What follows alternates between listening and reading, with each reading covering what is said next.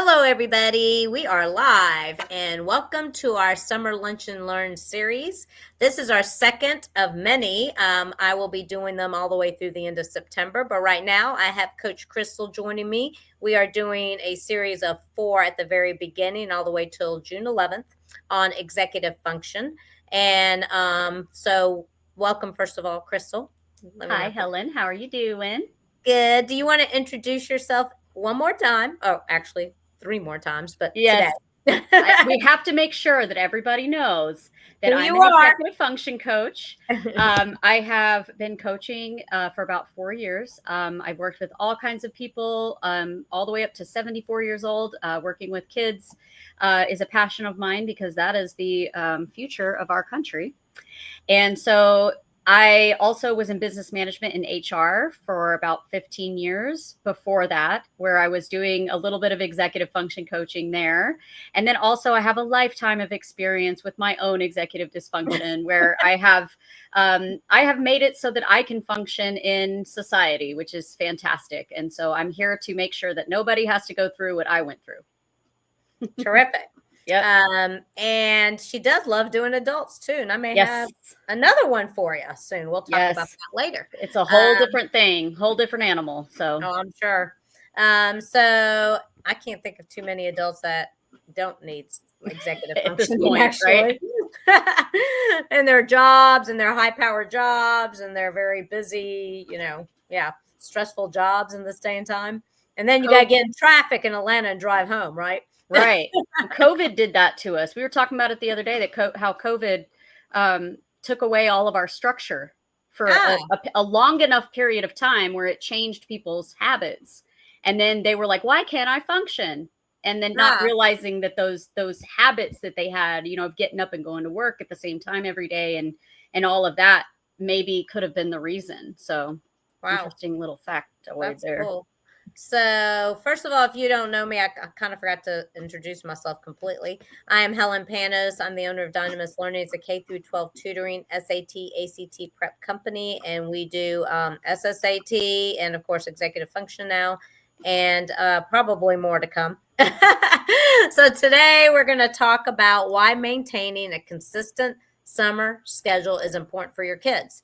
And we felt like this was something we definitely needed to talk about. I think parents try to do it and, there's some pushback. So from an executive function perspective, Crystal, what specific skills can deteriorate over the summer if a student doesn't maintain some form of a schedule? And conversely, how can a structured summer schedule actively help strengthen those skills before the next academic year? Woo!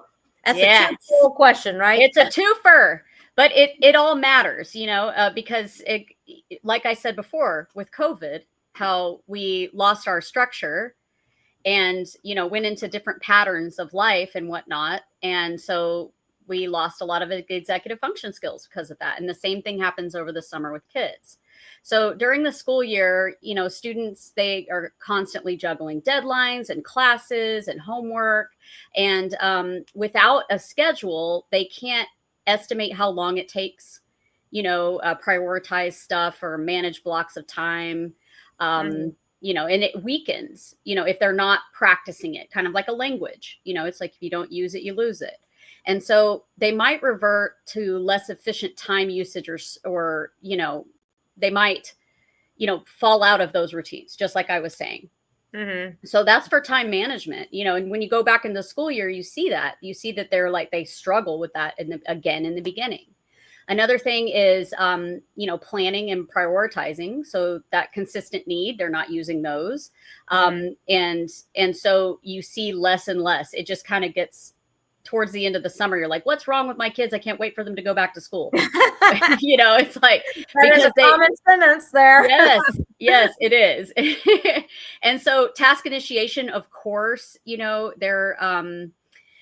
have external prompts from teachers, and instructions and set homework times. All that structure is what keeps them less stressed out about getting things started. They're not so overwhelmed about getting things started. And Sure. so you have, again, another one, working memory. They're not practicing that working memory, that short-term memory, that RAM memory that they're using while they're doing something, not practicing at all. So that starts to deteriorate a little bit too. So probably the biggest one is going to be the like sustained attention, and effort, because they start playing video games and social media and doing all of these things that are, instant gratification. So you have an entire summer for them to build a habit over instant gratification, right? Mm-hmm. And so when they go back to school, they don't get that instant gratification. They're not flexing that muscle, and so they end up in, struggling a bit there at the beginning. And so Mm-hmm. you have to keep those things to a minimum if possible. And that's why I like camps, because they are structured, right? Putting your kids in camps at least for a week. Right. Because they get a variety of things as well. So those kids that are artsy, they get the arts and crafts. Those that are athletic, they have the PE involved in there. Mm-hmm. They're communicating with other kids, of course, and adults, Mm-hmm. all of it. So yeah, that definitely, that's why we have a reading club this summer, because parents realize that they need to keep them busy. And if it's not something that's structured, you could say to them, go read a book, Mm-hmm. pick out a book, they'll do that. And now read the book, but that's just kind of open-ended. You almost have to have some kind of schedule as to read so many pages a week, or read so many chapters a week, or every day read 20 minutes or Mm-hmm. whatever, 30 minutes if they're older, an hour. Mm-hmm. So try to get them in some kind of I agree with Crystal, some kind of structured academic, so they're not losing the working memory part, Right. even if they're cleaning out their closet, right? Or their Mm-hmm. desk or their backpack, whatever it is, put them Yeah. to do something. Yeah. Yeah. And so it really matters. I mean, it reminds me of, how there are animals in captivity and they can't release them into the wild because they've been too domesticated. It's Mm-hmm. kind of the same type of thing. It's like they have all these habits and routines and things that once they go back into the wild, it's, they'll end up struggling, right? Mm-hmm. Same type of thing. And then I'm thinking So about teachers, poor teachers. They probably have some executive function skill issues too, going back. Because I yes. remember when I used to go back, I'd go, I Mm, need to go back. And they have the pre-planning. That first day is rough. Talk yes. about Yes. task initiation. It so much is. It so much is. And so, you have one more, that I'm thinking of, which is the metacognition, that self-monitor, because Mm-hmm. they're not evaluating anything about themselves. They're not stopping and checking in and being like, did I take care of this? Did I do that? Did I do this? Because they don't have anything that's, they're not being held accountable for as much. Mm-hmm.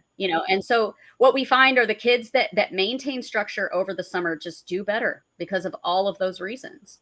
And Mm-hmm. so that moves on to the next question. Yeah. So Many parents struggle with implementing and maintaining a summer schedule, and kids tend to push back. What strategies can you suggest to help families create a realistic and sustainable summer schedule that fosters independence and buy-in? Woo, buy-in from the student. yeah, right. Buy-in, what? Yeah, so that's the thing, is they're going to fight you about it because it's easier and more fun to not have to go with the schedule, right? They're tired. They're like, I've been doing all this for so long. And you're telling them, you're like, I promise you it's going to be better for you in life. They don't understand that. They only can see as far as they've grown, Mm-hmm. so they can't see exactly what's coming for them. If you're listening, kids, something's coming for you and you better be ready for it. Like, it's called adulthood. So what you should do, let's see. Are you putting your kids in camps? Just In mine are actually working with my partner right now. So oh, cool.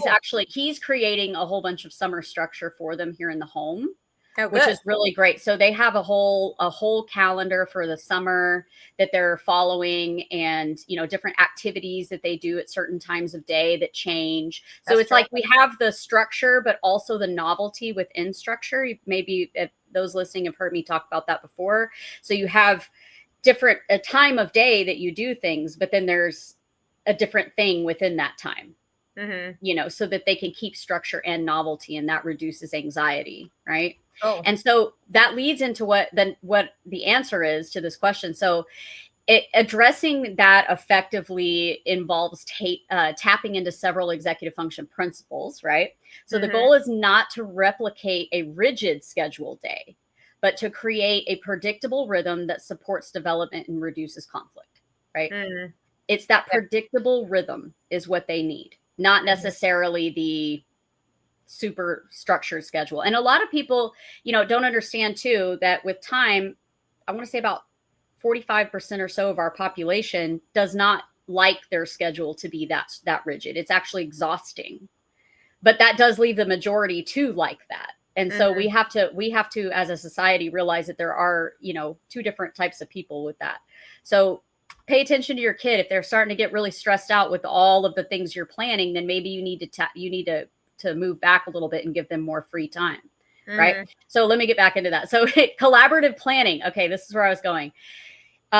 We plan the summer out with the kids. Okay. And the reason why that works is because they're in charge of it. It's like they're the CEO of me. I'm the CEO of me. Right. So children, especially as they get older, are more likely to follow that plan that they had a hand in creating. Right. They have autonomy. There's ownership. They're following through with it. It's theirs. Okay. And you'll see that in, if somebody's listening and you're a boss out there and your employees, same type of thing. You give your employees ownership and autonomy, and you're going to see more productivity out of that person. Right. So same thing with kids. So how to do that, you can hold family meetings to discuss your summer goals and desires. What we did is we had a bucket list of things that they could choose and wrote them down on individual Post-it notes. And then we put the Post-it notes up of the ones that we're going to do. And then we could just take them down, but put it on the calendar wherever we needed it to do, or to go. And so we also researched a bunch of things that they could do over the summer, places we could go and hikes we could do and things like that. And so they got a lot of free things out there too. That's a lot of free stuff out there. Oh yeah. Movies, concerts, all kinds of things, especially in the Atlanta area. I'm sure other, anywhere. Yeah. Much. Yeah. There's always free things to do, the parks also, that's just something, you could do like a scavenger hunt for the younger ones in the park or something. Right. Yeah. Instead of just hiking. Right. Yeah. Instead of just hiking, you have a reason to do it. You're looking for 3 different rocks or, something like that. So yeah, makes it much better. But the next thing would be visual schedules that are accessible schedules. Having that, like I said, you put it up there, on the wall where it's accessible. They can see it.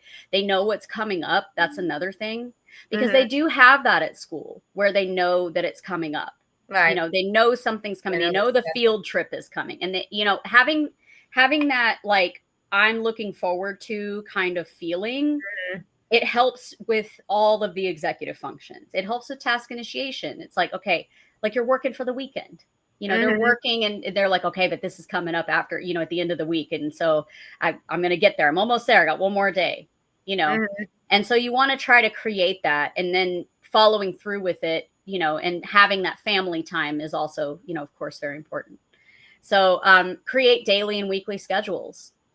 And then, of course, like I'm, hinting to, creating predictable routines is always really important. Having your breakfast at the same time or having lunch at the same time these are important things, even if it's not everything. Like I said, just having something in there is going to keep the brain ticking throughout the day. Sleep schedule. The sleep schedule. Yeah. How could I have all not over said the place? Yes. How could I have not said that one first? That one is so important. Oh my goodness. So circadian rhythm is huge when it comes to executive dysfunction. And circadian rhythm is more than just sleep. It's also your digestion and, different bodily functions that you have throughout the day. And so you want to try to keep all of those things, and doing that by going to sleep at the same time or nearest the same time as possible, and waking up at nearest the same time possible, making sure that they're getting enough sleep, making sure that they're not playing video games or doing something that's dopamine taxing before bed. Like I would say even 3 hours before bed. because what that does is just sucks all that dopamine out. And then the next day they're just exhausted. And that goes for adults too. Adults, yes, adults too. I'm sitting here thinking of adult examples right now of that, with gaming, because it's, so widespread and what that does, and so you want to, you don't want to get the brain in the habit, or growing into that, because the brains are still developing. You don't want them to growing into needing that instant gratification. You don't want that, because that's going to create anxiety and depression later in life, right? So just a little tidbit there.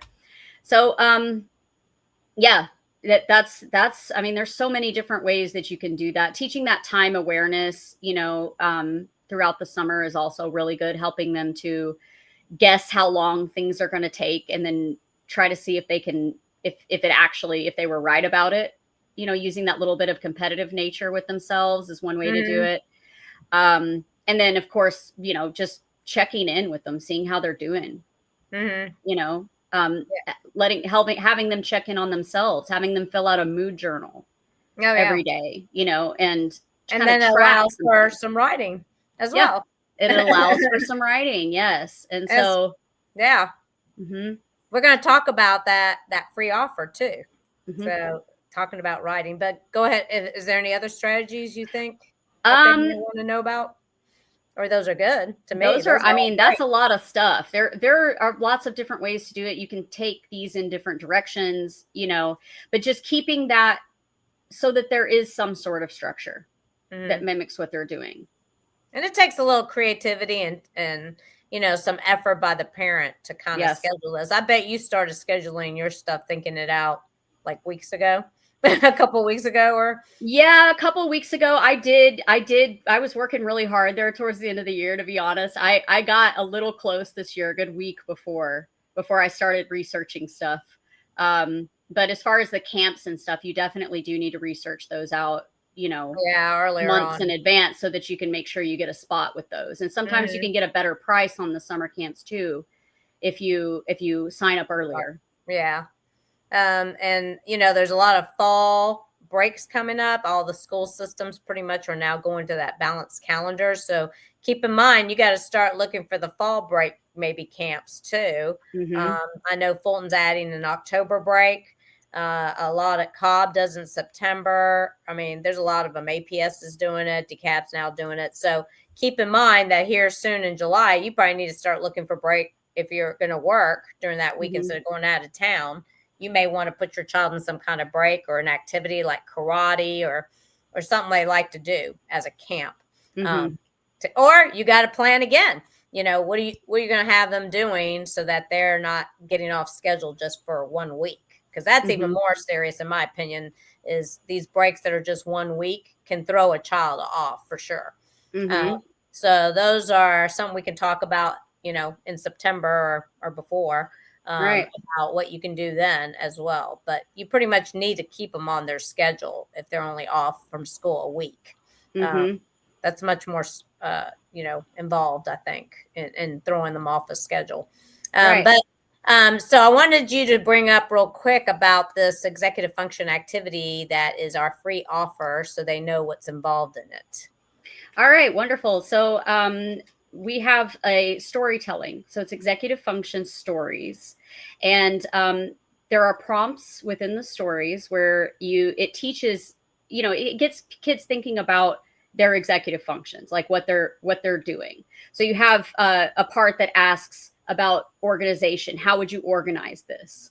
And so in the end, they write a story, and in that story, you see how they would work with their executive functions, and they have to sit and really think about it. That's and cool. So, and that's important in the moment when you're, doing anything, to be able to do that quickly, to be able to be like, how do I organize this quickly? And so practices like these stories that we're giving away in this offer are very, very valuable in that way. And it gets kids writing too. If they're writers, some kids are just not writers, but most kids, you get them writing and they will journal about themselves and about their days. And that's when you're working on self-monitor, they're talking about themselves and how they feel. and it brings those thoughts through a different part of the brain. And so it's kind of like builds that storyline within their brain so that they don't create, maladaptive behaviors based upon their feelings. So journaling is very important. Some sort of capture is important. I agree. It's great, journaling. You got to chase after those fleeting thoughts when the thoughts are going everywhere. You got to be able to grab them. And then you can have them do gratitude journals as well over the summer, which would be great. Yes, don't let them just list what they're thankful for, but to explain that a little bit more as to why, because kids will just say, okay, I'm thankful for my brother, or he's giving me his breakfast or whatever, but maybe have them thinking more in detail about that. Maybe it's more like, well, what would I have been eating otherwise? Or, that'll boost up critical thinking skills as well over the summer. That's all that self-monitor. It's all checking in with yourself and checking in with your values and, those things. I like to call it the what ifs. What if I didn't have my brother giving me breakfast? Yeah. What if I actually am very grateful for the hand that feeds me? Good. I see my dog walking around back here. He's giving me the warning. It's like, time's up, Mom. Well, thank you very much, Crystal. You guys check out, I call it the executive function activity sheet, but it's really the executive function stories. And, there's about 3 examples in there. And she actually lays out really nicely the type of executive function that it deals with, like organization or task management or planning. So have your children plan over the summer too. Have them involved in the summer vacation if you haven't already planned that. Yeah, even the one for the fall. I mean, you can go ahead and start thinking, if we're going to travel, or what do we want to do? What do you want to do during the week of that fall break? And then start laying that out in terms of at least thoughts and planning it. Right. And maybe have them do the research. So terrific. If you're having a hard time getting creative with that, of course, always reach out because we do coaching. That's right. I was going to say, this would be perfect for a 1-month coaching package, actually. Yeah. If you guys can't think of some creative things for them to do, then I know Crystal can. Yes. For sure. And we'll keep them a little busy too for you. Anyway, thank you very much, Crystal. And Chemo says bye. Hi, Chemo. Here he is. There he is. He's so cute. You have to show him. You got to show him if he'll come. There he is. Oh, there he is. There he is. Say hi. Say bye-bye. It's summer, so we're going to do a little bit off the routine. Yes, a little. We still got the structure, though. That's right. Well, thank you, everybody. Join us again next week. I don't remember the topic right off the top of my head. I know one is about gaming, and that might be the one we're doing next week, actually. If you wait 1 second, and I just actually set up the whole June one as well, the rest of June. But let's see. Nope. I don't know what the June one is because I think she's already done the flyer and I haven't seen it yet. So I think it's on gaming. One of the 2 that we're doing in June is on gaming. I remember. Either way, these are things that you're going to be wondering about about that time. Like what's going on with this? Like why are we having issues with executive function? And so we're going to touch back on that, based upon the timing of the summer as well. Yep, I agree. We will be. And here is the June topics. I just pulled them up. She just finished the flyer like yesterday. Cool. June 4th is how you and your child's personality influence communication. Yes. That's a good one. That one's so big. It's so big. You guys need to be there for that. Come for that one. I know I've been seeing notes of what you are dealing with a couple teenagers, and I see that you're helping parents actually, especially boys, how to talk with them. And the woman might be a different personality, or even the father, the mother and the father. June 11th is gaming, bad for executive dysfunction and ADHD. There's the gaming one, June 11th. June 25th, I'm going to be talking about resiliency and how to help kids thrive to be resilient. Yes. And I believe June 18th, I'm going to be talking about academic planning because you really should start that as early as 6th grade. Yes, I said 6th grade. Because then, speaking of planning, you've got to plan all the way out from like 7th to 12th grade. So we can help with that. Yep, it's called academic planning. So let me join us on June 18th. We want to learn more about that. All righty, everybody. I hope you have a great rest of your week, and we'll see you again next Wednesday at noon. Bye for now.